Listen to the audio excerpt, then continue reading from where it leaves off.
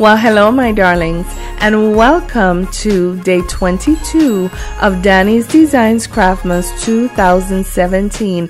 I am so glad that you are here. Well, our Craftmas, my darlings, is almost to an end. But what would a Craftmas be without the unveiling of Chandelier 3.0. If you would like to see how I created this project, please stay tuned.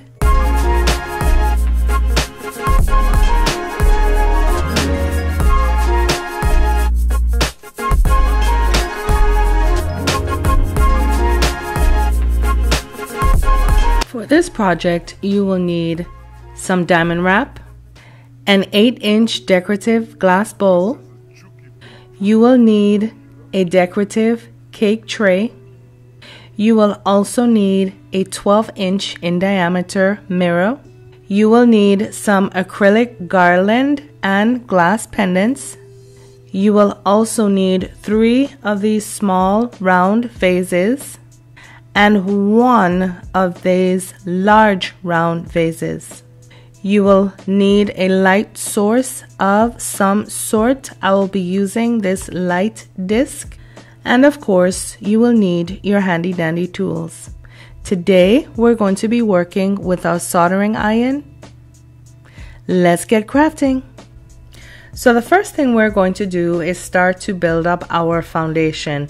And to do this, we are going to use our Gorilla Epoxy to glue our large flower bowl to our decorative bowl. Now, if you wanted to forgo the decorative bowl and just place your large bowl flat against the table, you could also do so, but I do not recommend it because what that bowl does is gives us an added security and helps to balance that bowl or this piece by enhancing the center of gravity. And so to attach this large bowl to my decorative bowl, I am going to be using Gorilla Epoxy, and I'm going to be placing that Gorilla Epoxy along the brim of the bottom of that bowl.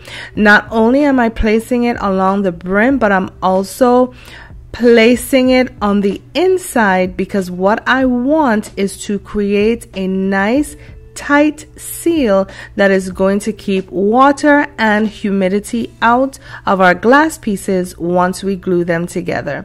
And so once I have placed my epoxy, I'm going to center my large round vase on my bowl, apply some pressure, and allow it to dry for the next few minutes.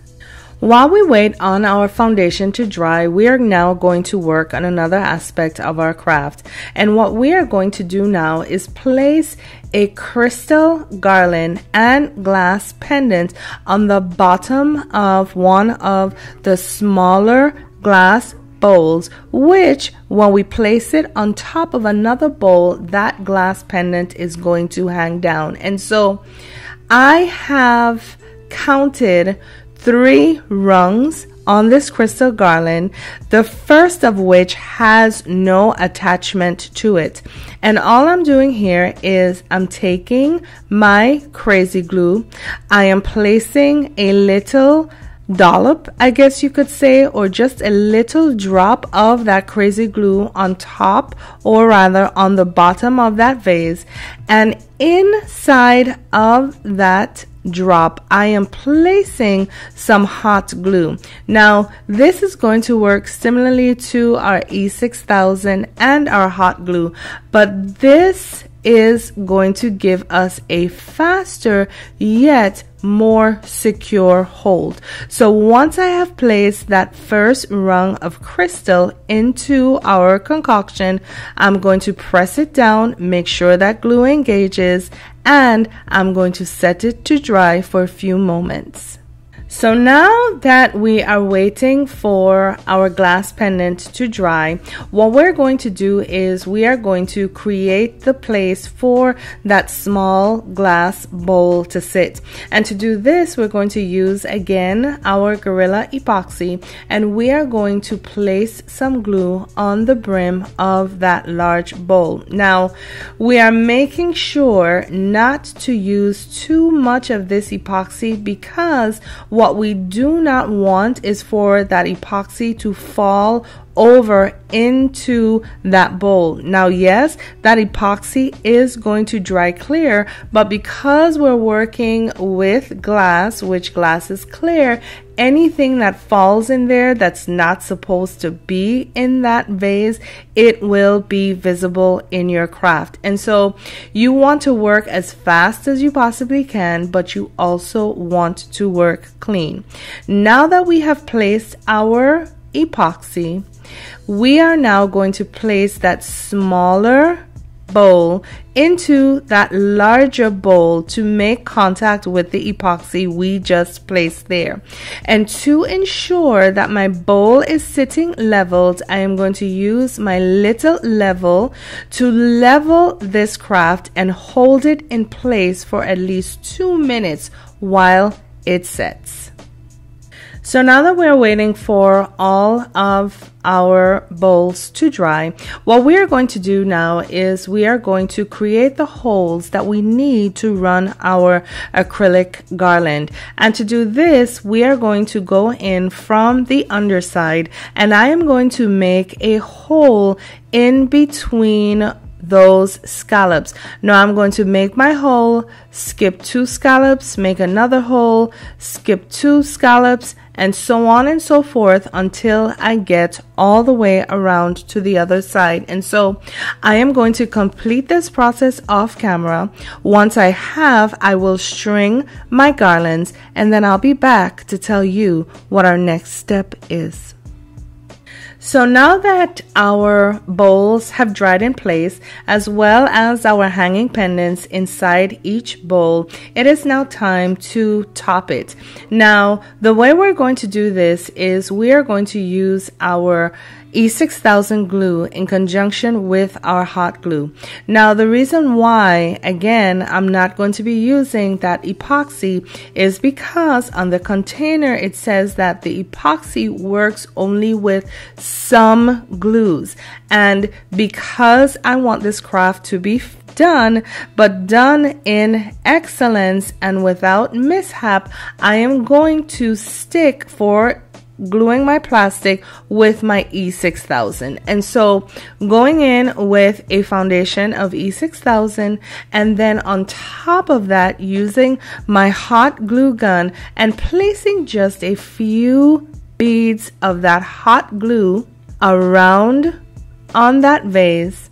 What I'm going to do now is I am going to pick up the platter where you can see, I have strung all of my garlands, and I am going to place that platter on top of that bowl, applying some pressure and setting it to dry for a few minutes. Now, in the essence of time, I'm just going to continue and share with you that to top this off, I am going to be using my 12-inch mirror to place on top of my chandelier. And because I do not want this mirror to be a permanently affixed to my chandelier, I am simply going to glue this down with hot glue. Make sure that that hot glue engages with the back of that mirror. After I have found my placement and centered it, and once I have found my placement, I will then go ahead and clean this up, remove any glue fronds that they are. I will set the table, create a very quick floral scape to place on top of this, and then I will be back to show you what our finished project looks like. Well, here we have it, my darlings. Our chandelier 3-point Oh, and like I said in the intro, what Craftmas would have been completed without the inclusion of a new chandelier? Well, my darlings, here she is, and she is gorgeous. Now, I think I would have to say my favorite aspect of this craft would have to be the symmetry between all of the parts. We are using round vases as our stem, and then we're using round spheres as our glass pendants. So as you look at this project, even though obviously it is made up of many different parts, all of those parts come together to form a cohesive unit. And so, my darlings, once again, I think we have nailed it. Now, one of the things, again, that I like about this project is, of course, that you do not always have to top this with flowers. I mean, the possibilities are endless. You can top this with a candle garden. You can top this with the initials of you and your honey or husband. If you were using this for a wedding, you could top this with some tea lights, or you can even use this as your hors d'oeuvres tray. The sky is the limit, guys. As I have said time and time again, this is only a template, and so your ideas and your creation, or creativity rather, comes into play if you are going to create what I have shared with you today. Well, my darlings, I just would like to take this opportunity to tell you thank you for tuning in to day 22 of Danie's Designs Craftmas 2017. And as such, I look forward to seeing you tomorrow for day 23. And so, my darlings, my loves, until then, I say to you, please, please, please take care of yourselves for me. Know that I love you all. Bye now.